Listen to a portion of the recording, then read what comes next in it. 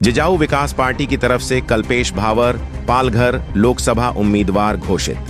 आपको बता दें कि कल्पेश बालू भावर को जिजाऊ पार्टी से महाराष्ट्र के पालघर लोकसभा निर्वाचन क्षेत्र से उम्मीदवार घोषित किया गया है। जिजाऊ पार्टी से कल्पेश बालू भावर और शिवसेना उद्धव ठाकरे ग्रुप से इंडिया गठबंधन के लिए भारतीय कॉमेडी चुनाव प्रचार के लिए मैदान में उतरे। एनडीए गठबंधन ने नहीं खोले पत्ते, सभाओं का दौर हुआ शुरू। जिजाऊ पार्टी ने कार्यकर्ता सम्मेलन बोईसर के बंजारा हॉल में किया गया।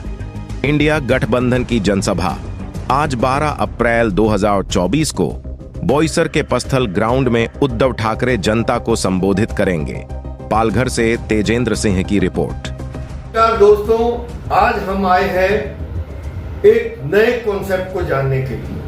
जिजाऊ पार्टी के लोग जोश से भरे दिख रहे हैं, एकदम कॉन्फिडेंट दिख रहे हैं। इनका कहना है जैसे अन्ना हजारे आया, आम आदमी पार्टी आई, इस तरह के आंदोलन चले। इनका किसी आंदोलन से, किसी पार्टी से कोई कंपैरिजन नहीं है। ये काम करके आए हैं, अन्ना हजारे की तरह अनशन करते हैं और लोगों के लिए लड़ते हैं, स्कूल खोलते हैं, कॉलेजेस खोलते हैं, हॉस्पिटल खोलते हैं और उसके बाद जनता के पास मिलने जाते हैं। आम आदमी की तरह ये अपने आप को एक आम आदमी समझते हैं। आइए जानते हैं क्यों ये इतने जोश से भरे हैं, क्यों इतने कॉन्फिडेंट हैं और क्यों इनका ये कहना है कि इनकी ही पार्टी का कैंडिडेट जीत के आएगा।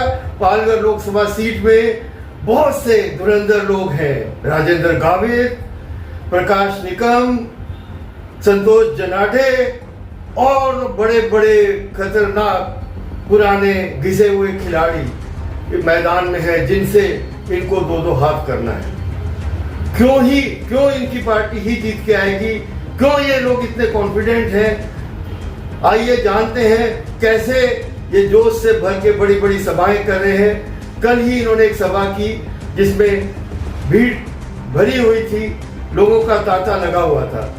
आइए हमारे जिजाऊ संगठन के एमपी कैंडिडेट जो पालघर लोकसभा विधानसभा से जिनको टिकट मिला है, उनसे हम एक बात करते हैं। नमस्ते सर, मेरा नाम कल्पेश भावर है। जो आपने बातें बोली है वो 100% सच है। जो कल की भी सभा हुई है उसको साहब ने कुछ कल 10 तारीख थी, कुछ 9 तारीख को 4 बजे साहब ने एक मैसेज सिर्फ भेजा हम लोग सबको कि जो कार्यकर्ता है, प्रमुख कार्यकर्ता है, वो बोईसर में आओ, मुझे कुछ बात करनी है, मुझे कुछ मेरे जो दिमाग में है मुझे शेयर करना है। साहब के एक आवाज़ पे आफ्टर 12 आवर्स, 12 घंटे के बाद हमको लगा 100-200 लोग आएंगे, कि प्रमुख कार्यकर्ताओं को बोला था, पर लोग सिर्फ साहब को मिलने के लिए और साहब को सुनने के लिए इतनी उधर भीड़ उमड़ गई कि हमारा वो हॉल शायद और 4 गुना बड़ा होना चाहिए था, तब वो उनके थोड़ी सी व्यवस्था हो जाती थी। फिर भी लोग कुछ खड़े थे, कुछ नीचे बैठ गए, पर साहब को सुनने के लिए वहाँ लोग आए थे। ये साहब के ऊपर लोगों का पालघर जिले में प्रेम है, प्यार है। तो लोगों को दिखता है कि ये आदमी अपने लिए कुछ कर रहा है, हमारे लिए कुछ कर रहा है। अगर मैं एज अ कार्यकर्ता जिजाऊ का बोलूँ तो हर संडे जितनी भीड़ सांबरे साहब के ऑफिस में हर संडे 50-100 गाड़ी हर संडे खड़ी रहती है, 200-300 लोग हर संडे खड़े रहते। क्यों? किसी के आरोग्य की प्रश्न है, किसी का स्कूल का फीस का क्वेश्चन है, किसी के और छोटे छोटे लोग एक दरखास्त लेके साहब के पास आते हैं। ना साहब के पास कोई पॉलिटिकल पद है, ना कुछ, सिर्फ एक एज ए सोशल वर्क साहब काम करते हैं। फिर भी लोग एक आशा की उम्मीद से साहब के पास आते हैं। वैसा काम हमारे जो यहाँ के विधानसभा क्षेत्र के प्रतिनिधि है या लोकसभा क्षेत्र के प्रतिनिधि है वो करते थे। तो हमको खड़ा रहने की ज़रूरत या हमको अपना सोशल वर्क छोड़ के पॉलिटिक्स में आने की ज़रूरत नहीं थी। हम 95% या 99% सोशल वर्क करने वाले लोग हैं। पर आज परिस्थिति ऐसी आ गई है कि हमको लगता है कि हम किसी एक साजिश में सब फंसे हुए हैं कि हमको कुछ दिखाया कुछ और जाता है, पर हमारे पास पहुंचता कुछ नहीं है।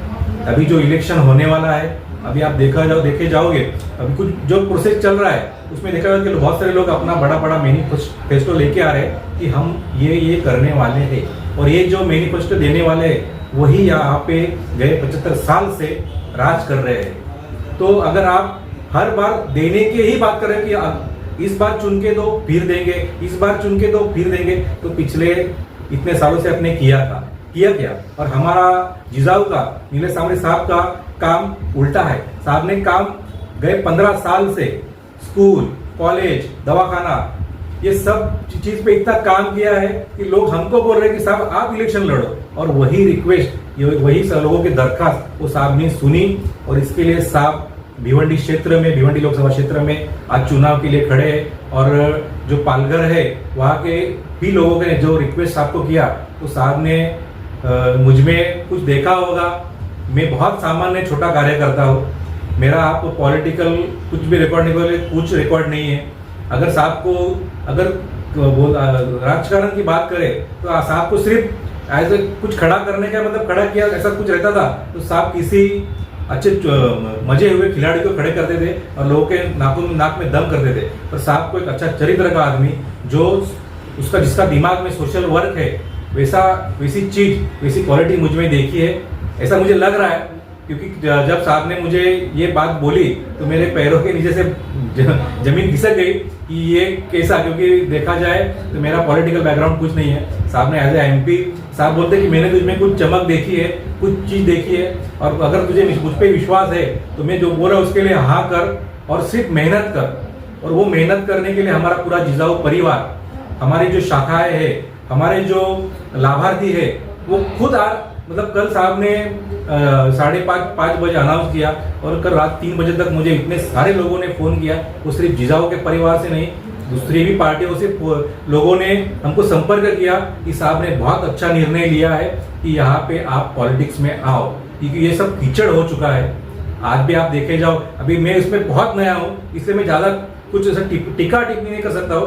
पर जो अभी पूरा देश देख रहा है कि हर पार्टी के 2-2 पार्टी गुट हो गए हैं, उसमें लोग परेशान हो गए हैं कि एक ही दो आदमी पहले एक ही पार्टी में थे, भाई दूसरे 2 गुट बन गए, तो हम जाए तो जाएगा, और होता भी कुछ नहीं है। ना परिवर्तन हो रहा है, ना हमारा विकास हो रहा है, ना महंगाई कम हो रही है, ना आरोग्य की व्यवस्था अच्छी हो रही है, ना हमारे बच्चों के लिए शिक्षण की व्यवस्था हो रही है। तो इसलिए लोगों का ये ऑप्शन लोगों का है कि नीलेश सांवरे साहब, उनके संगठन